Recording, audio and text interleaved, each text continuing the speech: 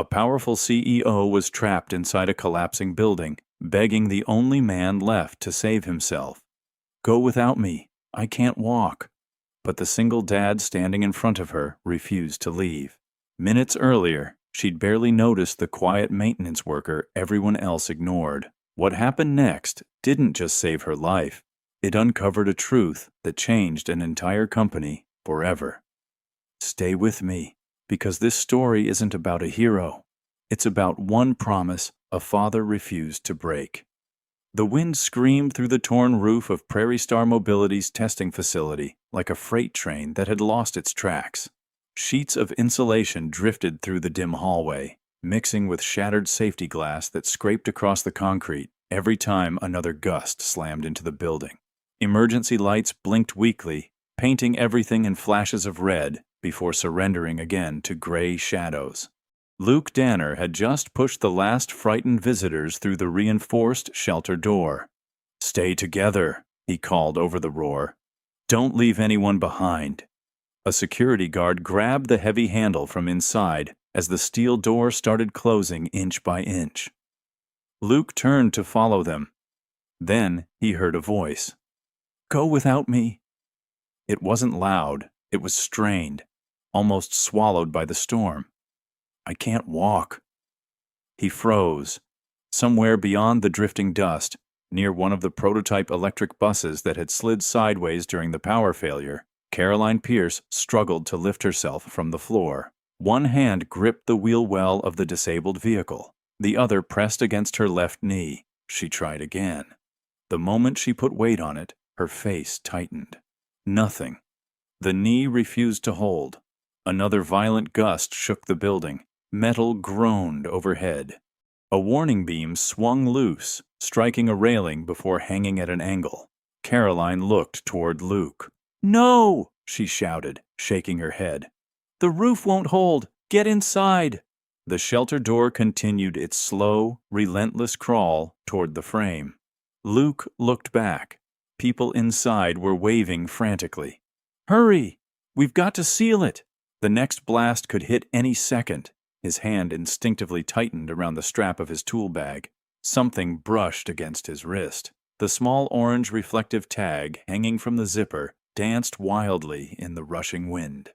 For a heartbeat, everything around him seemed strangely quiet, just the orange strip catching flashes of emergency light. Then another crash echoed somewhere above. Caroline forced herself onto one elbow. If you come back," she called, struggling to breathe between words, "you'll get trapped too." Luke's eyes swept across the hallway. Broken glass, collapsed ceiling panels, twisted electrical conduit hanging low. The emergency lighting had failed almost completely. Only scattered battery lights marked pieces of the corridor before disappearing into darkness. He measured distances without thinking. A habit built from years of solving problems no computer could predict. Not impossible, just dangerous. Very dangerous. The steel shelter door was almost closed now. A security officer reached one arm through the narrowing gap. "Luke, that's enough." "You can't save everybody." Luke didn't answer. He took one slow step away from the shelter. Then another. Behind him, the heavy door continued closing. Ahead of him, Caroline lowered her head for a second, exhausted. When she looked up again, there was no pride left in her expression, only acceptance. "Please," she whispered, "just go." Luke stopped beside her. He knelt carefully, ignoring the glass beneath one knee. For the first time since the storm began, Caroline truly looked at the man everyone else simply called the night mechanic. Dust covered his work shirt. Rain dripped from his sleeves. His breathing was steady. His eyes weren't. He looked toward the damaged ceiling once more before turning back to her. "You don't have to walk," he said quietly. His voice wasn't dramatic. It wasn't heroic. It sounded like someone stating a simple fact. Caroline stared at him. "What?" "You don't have to walk." Another violent boom rolled through the building. Somewhere behind them, steel screamed against steel. Luke slipped the tool bag from his shoulder, and laid it gently on the floor. The orange reflective tag swayed once more before coming to rest against the worn canvas. Outside, the tornado kept moving. Inside, the shelter door locked shut, and for the first time since the alarms had failed, Luke Danner was completely alone with the woman everyone else believed had already been left behind. Neither of them knew that the choice he had just made would cost him something far more painful than overtime, recognition, or even his own safety. Before this day was over, a little girl would keep staring at an empty seat in the third row, waiting for a father who had promised he would be there. 12 hours earlier, the world had felt ordinary. The tiny duplex in Tulsa's Kendall Whittier neighborhood smelled faintly of toasted bread and laundry detergent. Morning sunlight slipped through thin kitchen curtains, landing across a table that had been repaired so many times its scratches had become part of the wood story. Luke Danner sat with a needle between his fingers, carefully stitching the zipper on Hallie's navy blue choir dress.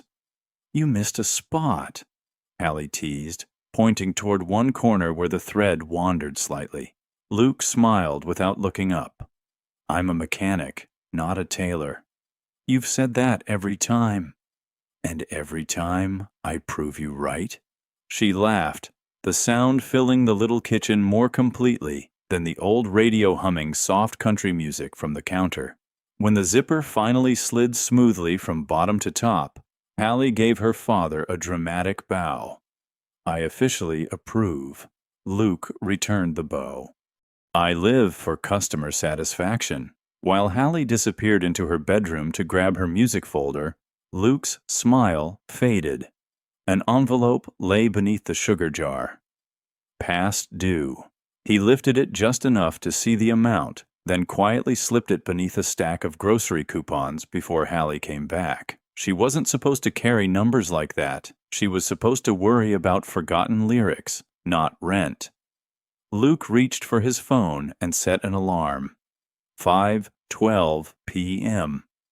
Hallie noticed. "What's that for?" "So I leave work on time." She crossed her arms with exaggerated suspicion. "You said that last spring." "I know." "And then a bus broke down." "It did." "And before that?" "A snowstorm." "And before that?" Luke rubbed the back of his neck. "I don't remember." "You remember." He did. Every missed promise lived somewhere inside him. Hallie walked over and rested both hands on the old canvas tool bag leaning beside the door. An orange reflective strip hung from one zipper. The edges were worn smooth after years of brushing against steel doors, ladders, and toolbox handles. Across it, written in thick black marker, were 4 uneven words.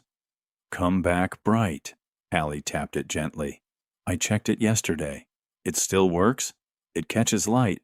"So do you." She rolled her eyes. "Dad." "What?" "I'm serious."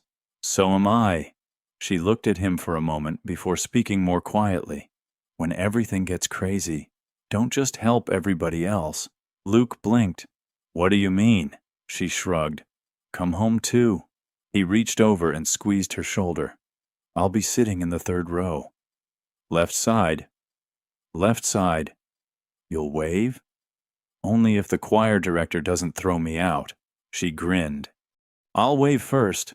The school bus horn sounded outside. Hallie hurried toward the door before suddenly turning back. She wrapped both arms around Luke without warning. It lasted only a second. "See you tonight." "You definitely will." The front door closed behind her. The house became quiet. Too quiet. Luke stood alone for another moment before picking up his tool bag. The reflective tag caught one narrow beam of morning sunlight and flashed bright orange. His phone buzzed. A message from Trevor Gaines. Mandatory attendance. No one leaves the demonstration site until the executive presentation is complete. Luke read the message twice. Then he looked at the alarm still waiting for 5:12. He didn't turn it off. Instead, he slipped the phone into his pocket, lifted the worn canvas bag onto his shoulder, and locked the front door behind him. As his pickup rolled toward Prairie Star Mobility, dark clouds gathered low over the western horizon. though the morning forecast had promised nothing more than scattered rain. Luke noticed them. Then he noticed something else. The wind had changed. The American flag outside Prairie Star Mobility's main entrance no longer fluttered in gentle waves.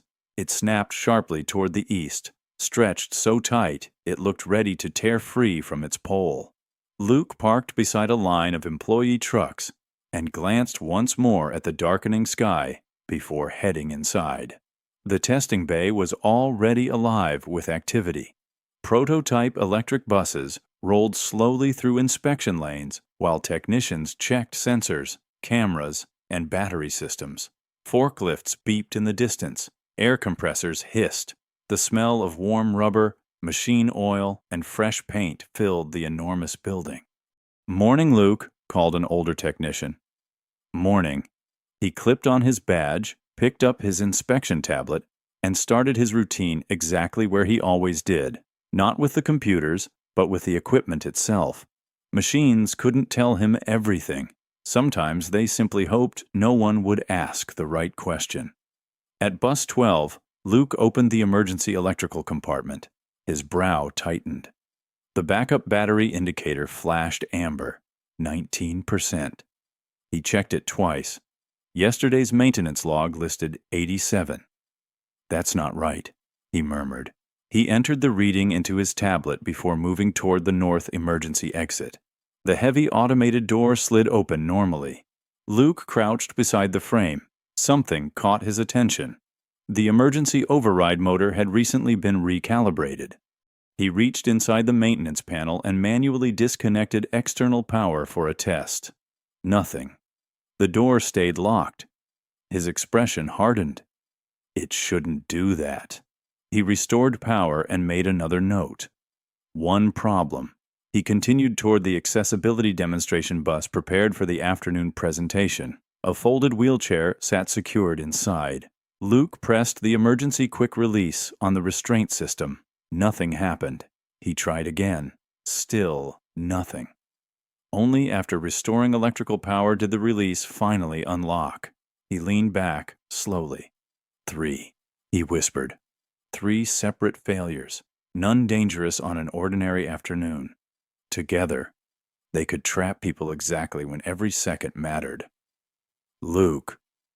Trevor Gaines stood behind him with 2 executives from headquarters. Perfect suit, perfect smile, perfect timing.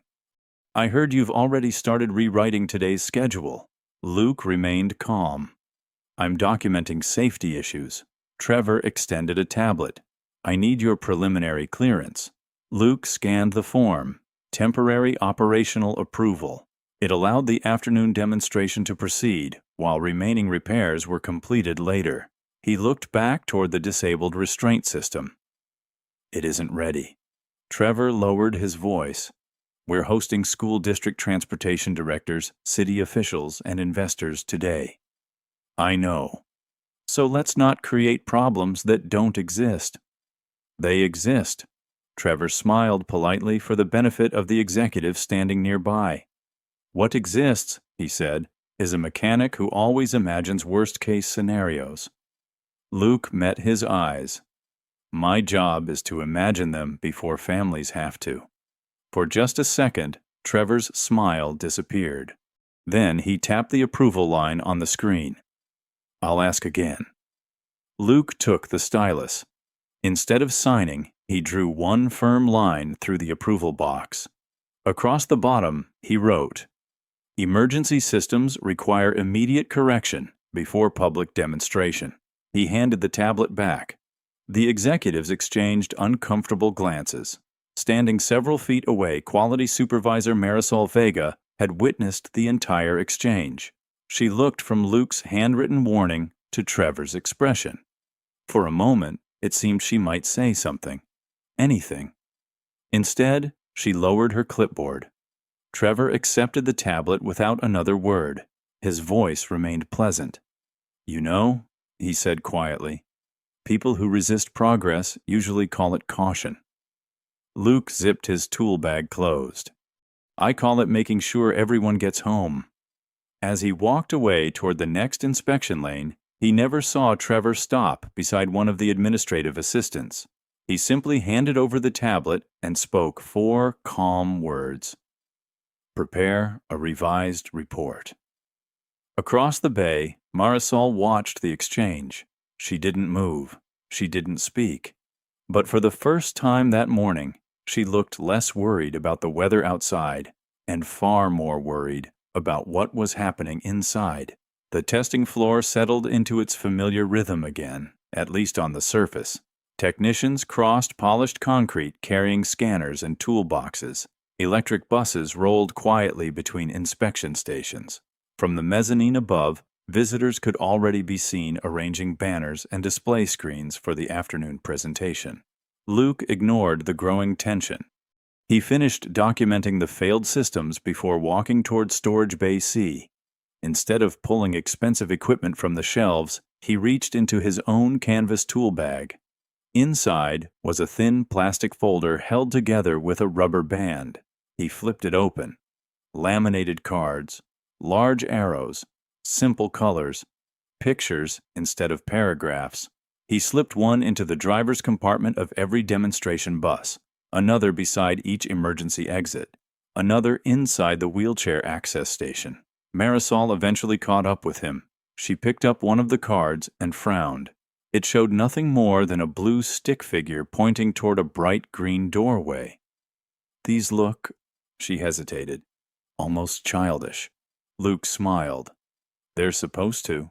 She looked at him, confused. Most emergency manuals assume people have time to read. They don't? They have seconds. He tapped the card gently.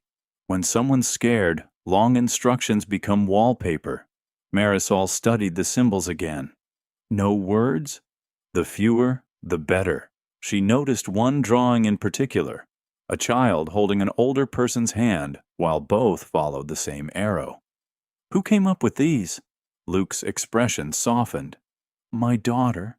Marisol looked up. Hallie. She told me arrows should be bigger because kids don't look where adults do. He laughed quietly to himself. Then she said my first version was boring. So she redesigned them? We did it together at our kitchen table. He remembered Hallie sitting cross-legged with colored markers scattered everywhere. No one should get lost because grown-ups made the instructions too complicated, she had insisted. Luke had never forgotten those words.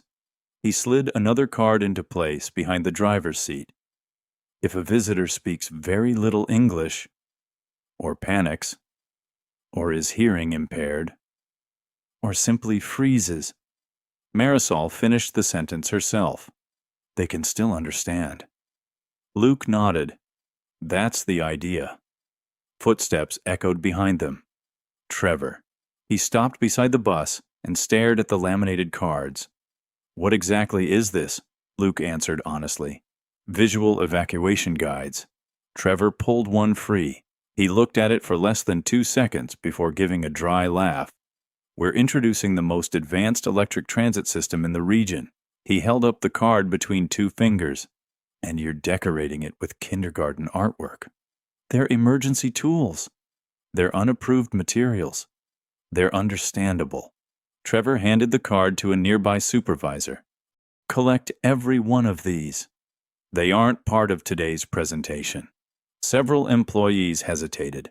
Luke didn't argue. He simply watched as card after card disappeared into a storage box. The buses suddenly looked strangely empty. Trevor brushed invisible dust from his sleeve. People invest confidence. They don't invest fear. After he walked away, the bay became quiet again. Marisol looked toward the storage box.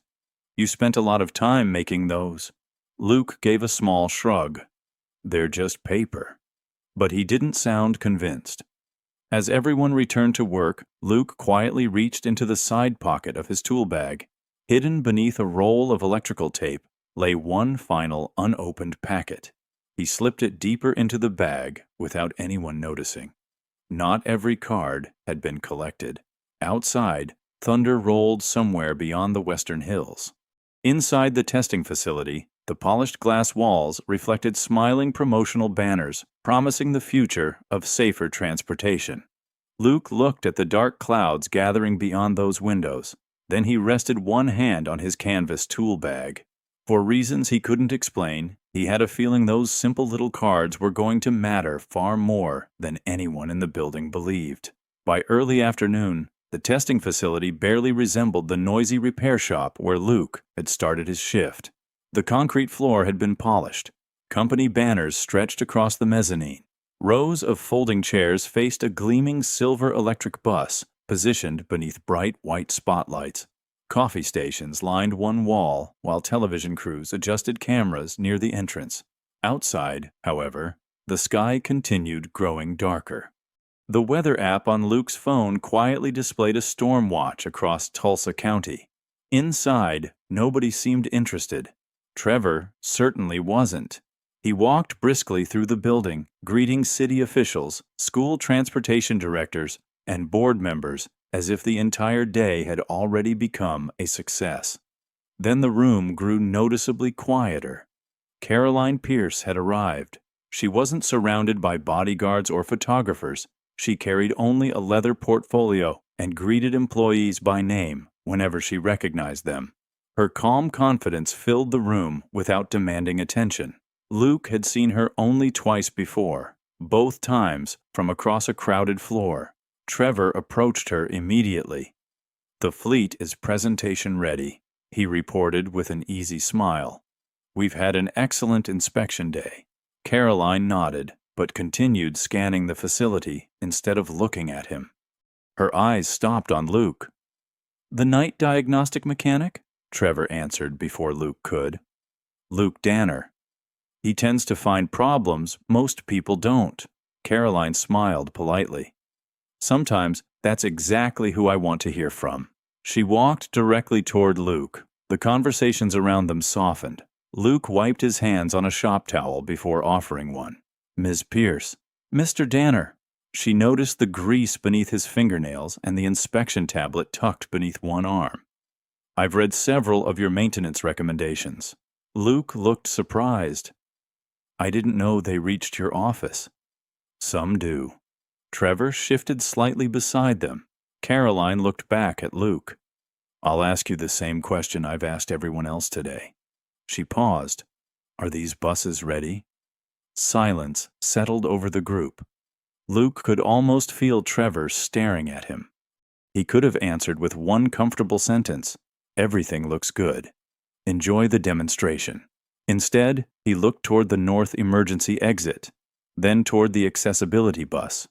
Finally, he met Caroline's eyes. "The demonstration is ready." Trevor relaxed. "But the emergency systems aren't." His shoulders stiffened again. Luke continued before anyone interrupted. "If everything goes exactly as planned, today's presentation will probably be successful." Caroline waited. "And if it doesn't?" "The backup battery is unreliable. The north exit doesn't release correctly during a power failure. The wheelchair restraints depend on electricity when they shouldn't." Nobody spoke. Even the reporters across the room seemed to lower their voices. Trevor stepped forward smoothly. "Those are maintenance observations already being addressed." Luke answered without raising his voice. "They haven't been corrected." Trevor gave a reassuring smile to Caroline. "Our teams evaluate hundreds of minor issues every month. We prioritize based on actual risk," Luke replied quietly. "Emergencies don't." For a long second, Caroline looked from Luke's steady expression to Trevor's confident one. She noticed neither man appeared nervous, only certain. Finally, she extended her hand. "May I see the inspection summary?" Trevor immediately offered his tablet. The report was clean, no major deficiencies, no recommendation to delay. Caroline studied it for several seconds. Then she glanced once more toward the north exit Luke had mentioned. Something about his answer lingered in her mind. Not fear, conviction. But executives made decisions with evidence, not instincts. She handed the tablet back. "We'll proceed." Trevor smiled. "I'll begin the presentation." As the executives moved toward the stage, Caroline remained where she was for one brief moment. She looked again toward Luke. "I hope you're being overly cautious." Luke managed a tired smile. "So do I." Outside, thunder rolled louder than before. Across the enormous glass wall, the afternoon sky turned an unsettling shade of green. Almost no one inside looked up. Luke did. The light pouring through the massive glass walls had changed. Only minutes earlier, the afternoon sun had reflected off polished bus panels. Now, everything outside carried an eerie green tint that flattened the colors of the parking lot and swallowed the horizon. Luke checked his watch. 5:03 p.m. 9 more minutes. His phone vibrated in his pocket. A reminder appeared on the screen. Leave for Hallie's concert. He slipped the phone away without dismissing the alert. On stage, Trevor welcomed guests with polished confidence. "Ladies and gentlemen, today you're seeing the future of safe, accessible transportation." Applause filled the room. One of the demonstration buses rolled forward silently. Its cameras projected live images onto giant monitors, while engineers explained automated braking, pedestrian detection, and remote diagnostics. Then, every overhead light flickered. Once. Twice. Luke stopped breathing for half a second. The third flicker never recovered. A deafening crack echoed from somewhere outside the building. Every display screen went black. The bus coasted to a halt. For one strange moment, absolute silence settled across the testing floor. Then, emergency alarms tried to activate. A single electronic chirp. Another. Then nothing. The backup system had failed. Someone shouted, "The power's out!" Outside, the wind slammed against the building with astonishing force. Rain exploded across the glass walls. Loose construction fencing tumbled through the parking lot.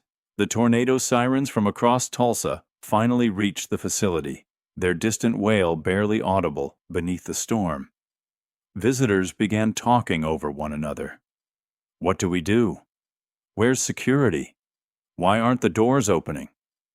Almost immediately, the automated fire curtains descended, not where they should.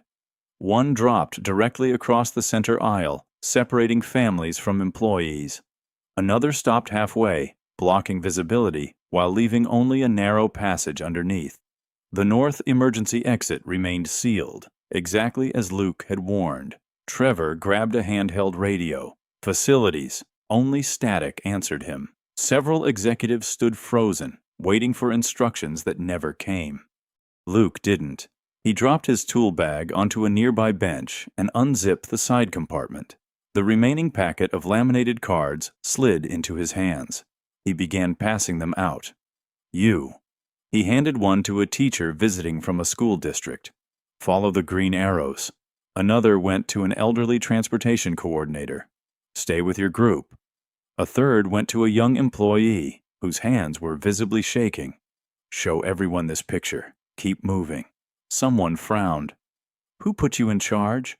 Luke pointed toward the dark ceiling where another loud groan echoed through the steel framework. "The storm did." His calm voice carried farther than shouting ever could. "Everyone stay together. No running. If you see someone alone, bring them with you." He motioned toward the remaining open corridor. "Move now." The simple picture cards worked exactly as Hallie had imagined. People stopped trying to read emergency manuals. They simply followed the bright arrows. Within seconds, confusion became movement. Parents gathered children. Co-workers helped older visitors. Wheelchair users were guided toward the accessible shelter route. Even Marisol found herself directing people using nothing but the colored symbols Trevor had dismissed as childish. Luke watched until nearly everyone disappeared behind the reinforced shelter entrance. He counted automatically. 1, 2, 3 groups, last visitors, security staff. He scanned the enormous testing floor one final time. Empty, or almost. Something caught his eye beyond the prototype buses. A figure near testing lane 4, partially hidden by drifting insulation and flashing emergency lights. His stomach tightened. It was Caroline Pierce, and she wasn't alone. She was trying to pull a young female intern to her feet as another powerful gust shook the building. Then, the automatic fire door slammed shut between them. The intern stumbled through. Caroline didn't. The reinforced barrier locked with a heavy metallic thud. Luke took one step toward her. Behind him, the shelter door began closing. A security officer forced one arm through the narrowing gap. "Luke! We have to seal it," another employee shouted from inside. "Rescue crews are coming." Luke looked toward the loading bays. The giant overhead doors trembled under the pressure of the wind, but through the shattered glass he could see almost nothing except swirling rain and flying debris. No emergency vehicles, no flashing lights. The roads outside were disappearing beneath the storm. He knew what that meant. Even if first responders had already been dispatched, fallen trees and overturned trucks would slow them down. Caroline didn't have that kind of time. Another violent gust shook the building. The emergency lighting flickered. One ceiling panel crashed onto the concrete between them, scattering insulation across the hallway. Caroline instinctively raised one arm to shield herself. "I'm fine," she shouted, though she clearly wasn't. Behind her, the young intern she had pushed through the fire door pounded desperately against the reinforced glass. "Ms. Pierce." "I'm okay," Caroline called back. "Stay inside." Only then did Luke realize what had happened. She hadn't been trapped because she'd hesitated. She had turned back. She had gone after someone else. Luke's phone vibrated. He almost ignored it. Almost. The screen lit up. "Hallie, we're lining up backstage." A second message appeared before he could lock the phone. "Don't forget. 3rd row, left side." His chest tightened. He looked at the time. 5:21 p.m.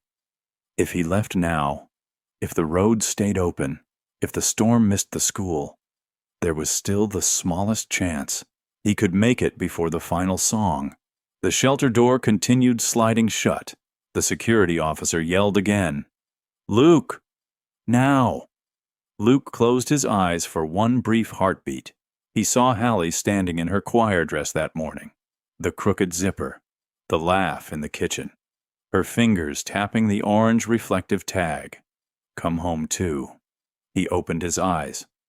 Across the ruined testing lane, Caroline tried once more to stand. The moment she put weight on her left leg, it buckled beneath her. She caught herself against the side of the prototype bus before falling completely. She looked toward Luke. There was no panic in her face now, only resignation.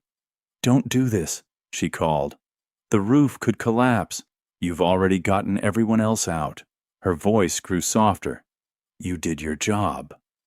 Luke looked from Caroline to the shelter, to his phone still glowing in his hand. One more message appeared. A picture. Hallie smiling with the rest of her choir. Underneath, she had typed only 5 words. "Saving you a seat, Dad." Luke swallowed hard. The security officer released the door for a split second and reached farther through the opening. "I can't hold this." Steel groaned overhead. The building shuddered again. Luke slipped his phone into his pocket without replying. Then he reached down, lifted his canvas tool bag from the floor, and adjusted the worn shoulder strap. The little orange reflective tag swung wildly in the wind. For one impossible moment, it seemed to glow against the darkness around him. He stepped away from the shelter.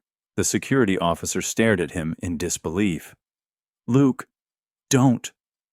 Luke didn't answer. Behind him, the heavy shelter door locked with a deep metallic thud. The sound echoed through the empty testing bay. There would be no easy way back now. Caroline watched him approaching through the drifting dust. Her eyes widened. "What are you doing?" He stopped beside her and knelt on one knee, despite the broken glass covering the floor. "I'm changing the plan." "You can't carry me." "I know. My knee won't hold." "I know." the hallways covered in glass. I noticed. Another loud crack rolled through the roof. Caroline shook her head, almost pleading now. Please, go without me. Luke looked at her with quiet certainty. Then, in a voice calm enough to cut through every sound the storm could make, he answered, You don't have to walk. For the first time since the power failed, Caroline stopped arguing. She simply looked at the man everyone else had dismissed as the night mechanic, and wondered what he had just seen that everyone else had missed. Luke set his tool bag on the floor and unzipped it without rushing. He wasn't searching. He already knew exactly where everything was. Outside, the wind pounded against the building hard enough to make the steel beams hum. Inside, dust drifted through the emergency lights like smoke. Caroline glanced toward the hallway. It's too far. Luke shook his head. It's shorter than it looks. There isn't a clear path. There will be. He pulled a flashlight from the bag and swept the beam across the floor instead of shining it straight ahead. Broken glass flashed like tiny mirrors, but between the larger pieces, he found narrow strips of clean concrete. He quietly mapped the route in his mind. Then he walked to the nearest demonstration bus. What are you doing? Caroline asked. Borrowing something. He released 2 quick latches beneath one of the passenger seats. The padded seat cushion came free. Next, he crouched beside the wheelchair station. With the power gone, the restraint system refused to release electronically. Luke reached behind the mounting bracket and pulled a hidden mechanical service pin. The straps loosened instantly. Caroline stared. I didn't know it had a manual release. It was designed to. He threaded the heavy straps beneath the seat cushion, tightening each corner with quick, practiced movements.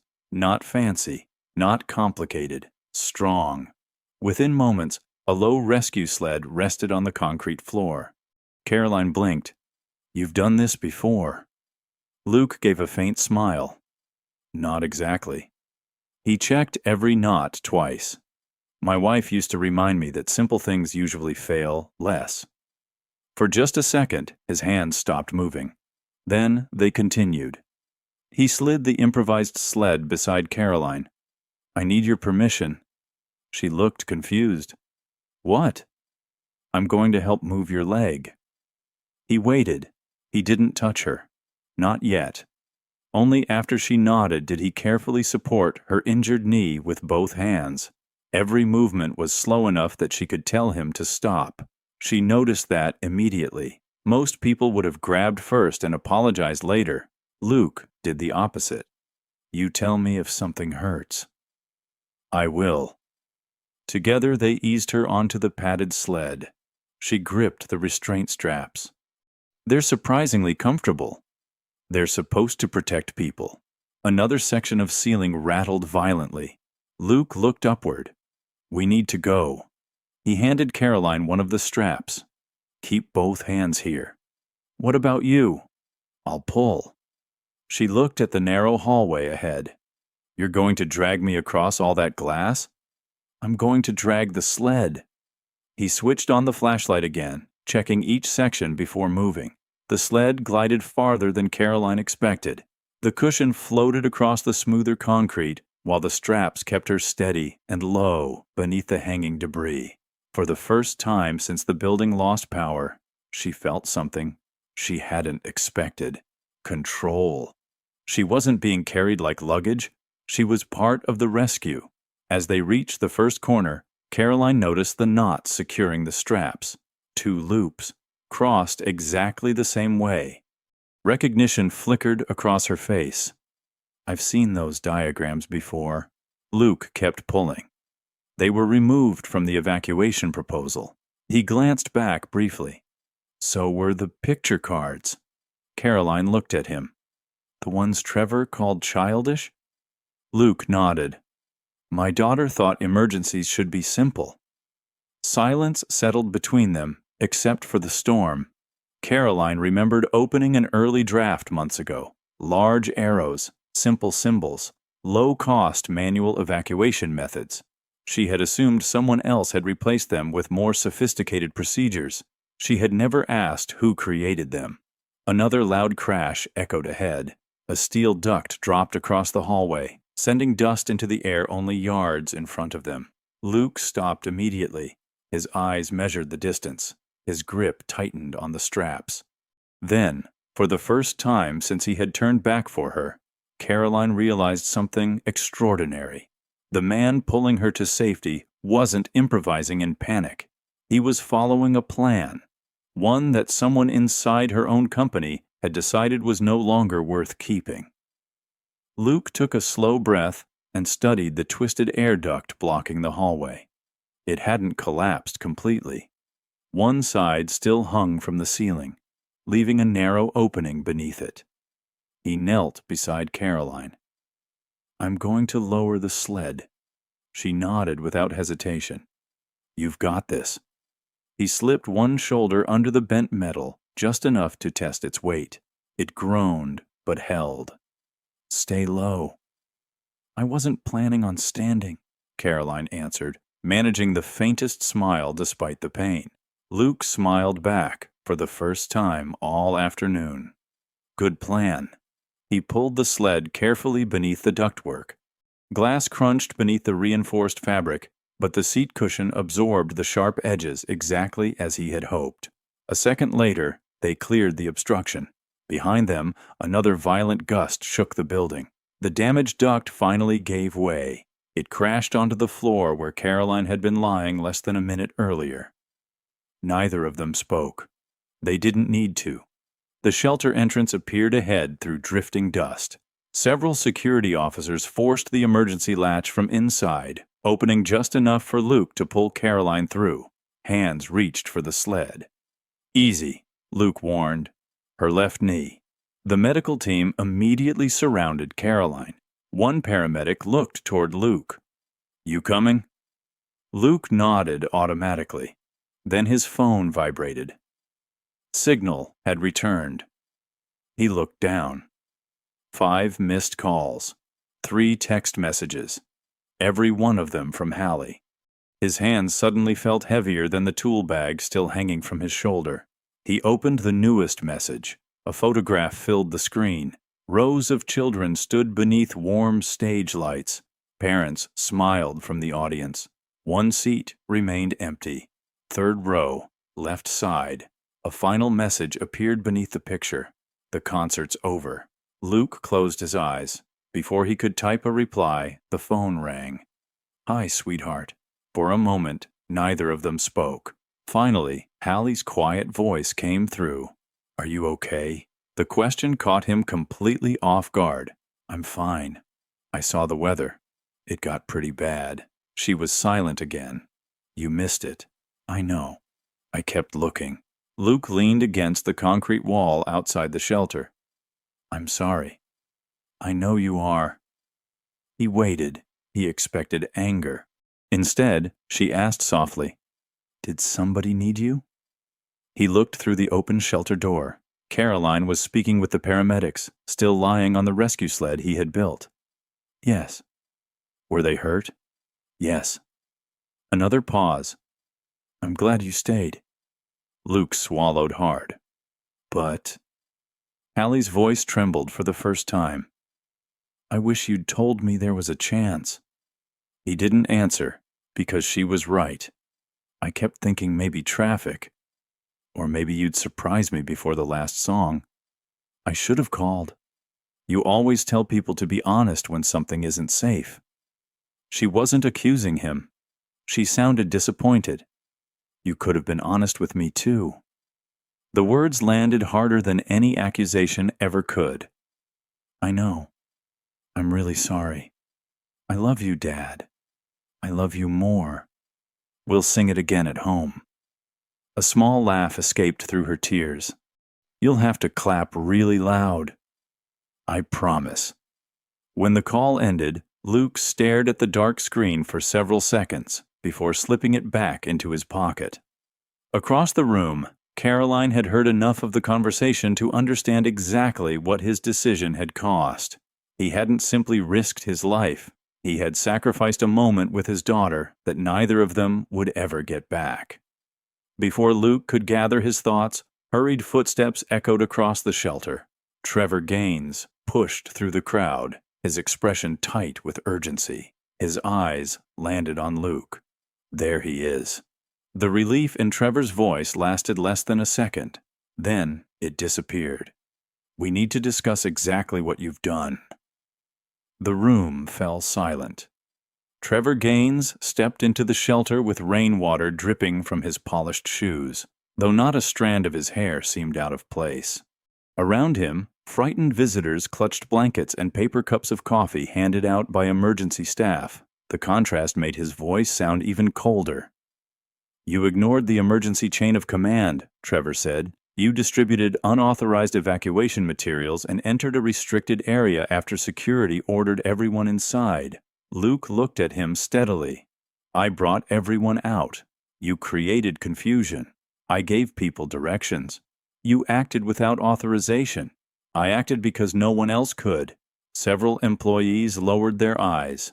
They had followed Luke's picture cards only minutes earlier. Now, with the danger beginning to pass, no one seemed eager to admit it. Trevor turned toward the members of the board who had gathered near the medical station. We'll need a formal incident review. One of the directors frowned, but he rescued Ms. Pierce. Trevor answered without hesitation. No one is questioning his intentions. He paused just long enough for the next sentence to carry greater weight. We're questioning whether his unauthorized actions made today's emergency worse. A quiet murmur spread through the room. Luke almost smiled. Not because the accusation was amusing, because it was familiar. He had seen it before in other companies. When a system failed, someone standing closest to the problem became easier to blame than the people who designed it.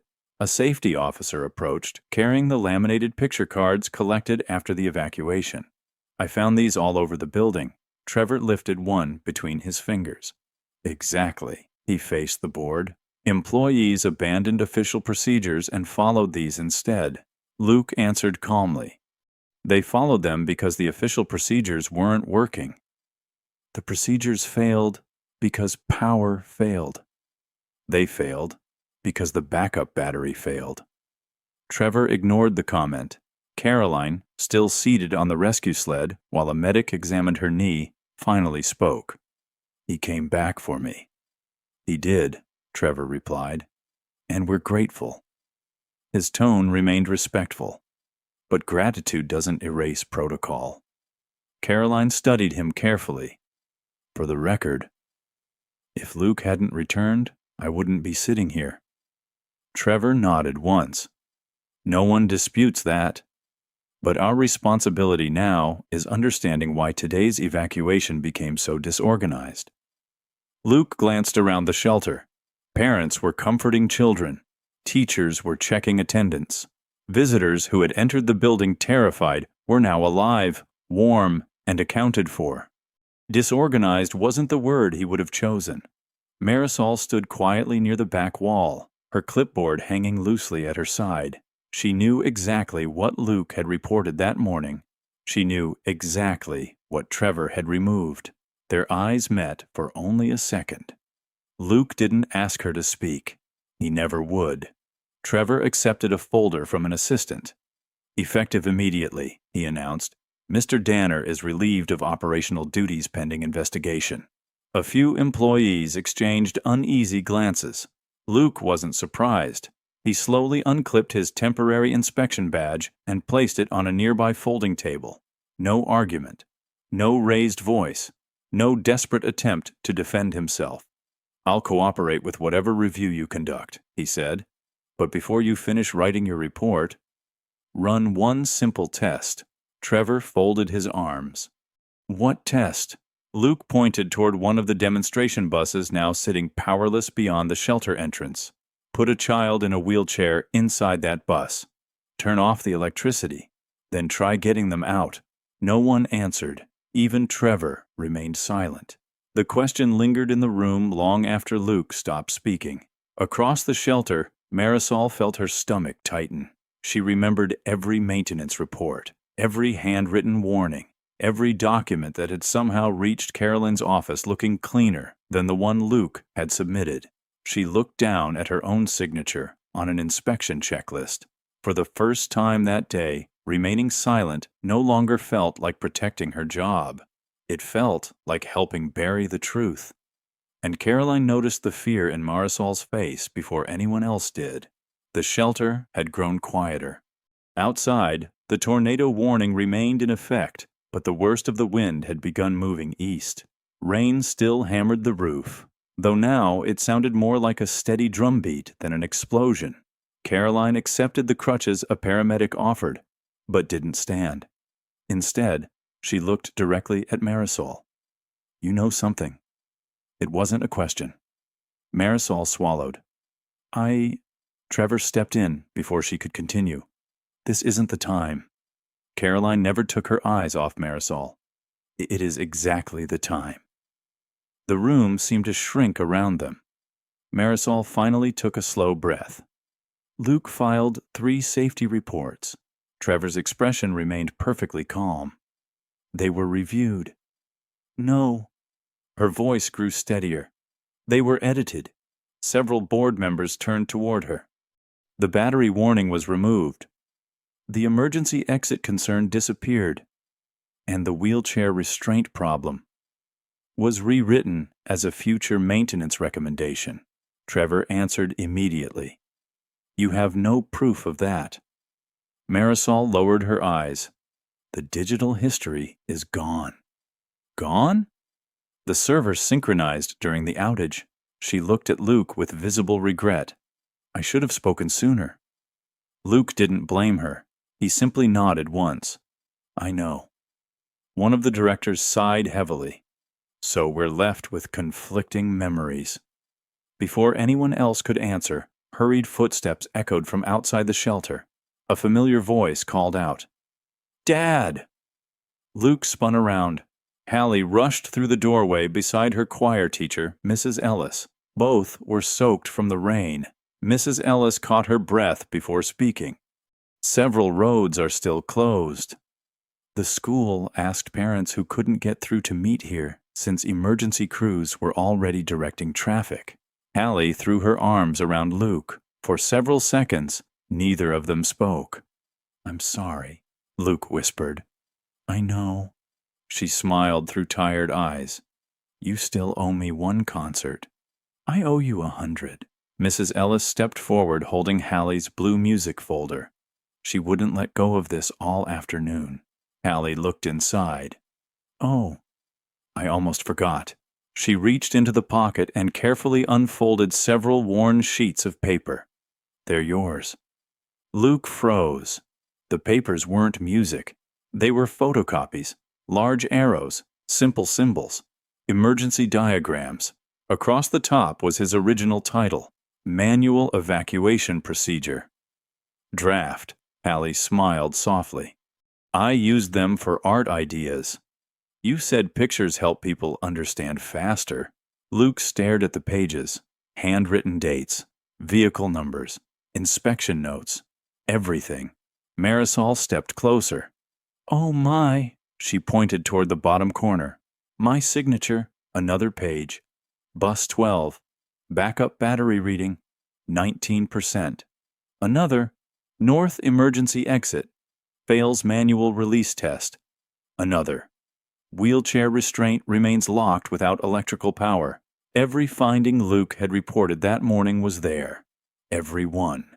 Caroline slowly reached for the papers. Her eyes stopped on a tiny handwritten note in blue marker beside one of the arrows. "Make it bigger. Kids look lower than adults." Hallie. She remembered seeing that exact drawing months earlier, then watching it disappear from the final presentation package. No one had told her why. Her hands tightened around the pages. She turned toward Trevor. "You said these concerns were never documented." Trevor remained silent. Carolyn looked down once more. Every page carried dates, vehicle identification numbers, inspection references, and one more signature. Marisol Vega. The room became perfectly still. There was no longer a question of whether Luke had warned them. The only question left was who had decided those warnings should never reach the people responsible for keeping everyone safe. No one spoke.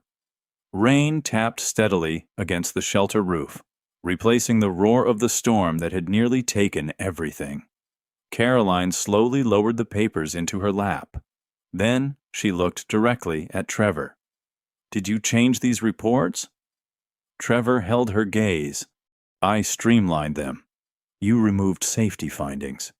I removed recommendations that weren't financially practical before the launch." Luke closed his eyes for a moment. There it was. Not denial, not confusion. A choice.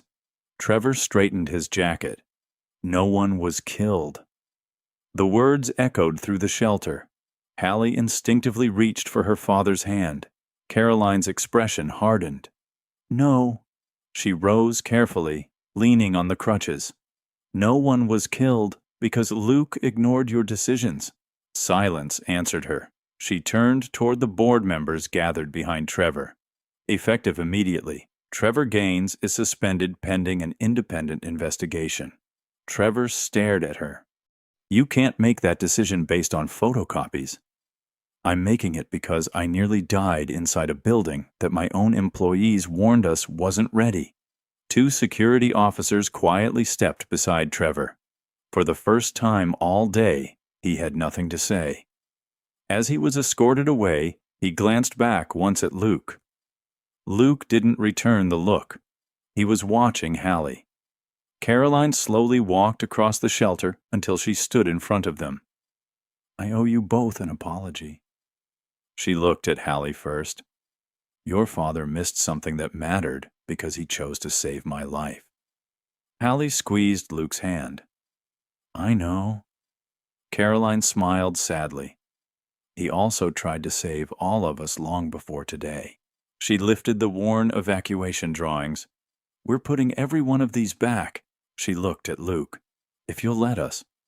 Luke thought about the long nights, the ignored reports, the meetings where no one listened, the empty chair in the third row. Then he looked at Hallie. "What do you think?" Hallie studied the little blue note she had written months ago. Then she pointed to the arrows. "They're still too small."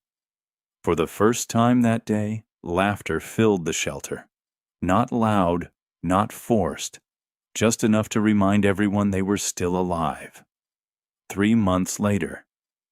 The Prairie Star Mobility Training Center opened again. Every emergency bus now carried simple visual evacuation cards. Every manual release point was marked with bright orange labels. Every backup battery was tested by hand, not just by computer. The new safety program carried a small line at the bottom of every page, designed with the help of Luke Danner and Hallie Danner. On opening day, Carolyn stood quietly in the audience of Hallie's school auditorium. This time, the third row seat on the left wasn't empty. Luke sat there, clapping louder than anyone after the final song. When the concert ended, Hallie ran into his arms. "You kept your promise." "I did."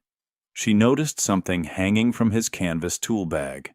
The old, orange reflective tag. Its edges were worn, its color had faded, but the words could still be read. "Come back bright," Hallie smiled. "You did." Luke looked around the crowded auditorium, at parents hugging children, at teachers folding chairs, at ordinary people who would never know how close one terrible afternoon had come to ending differently. He smiled gently. "I had a good reason to." Across the room, Caroline watched the father and daughter together. She finally understood something no report, budget, or presentation had ever taught her.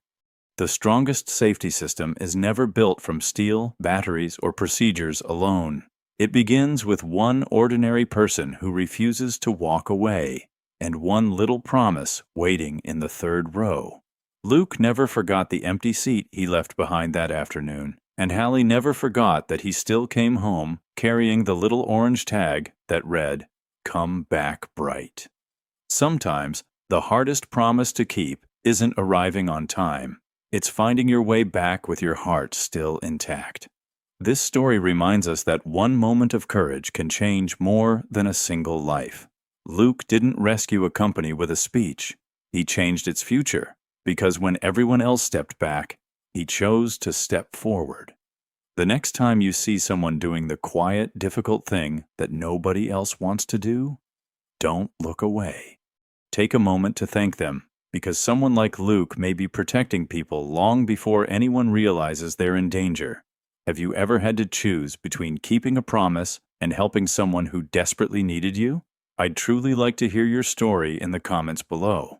And if this journey stayed with you until the very end, stay with us a little longer, because the next story begins with another ordinary person facing an impossible choice.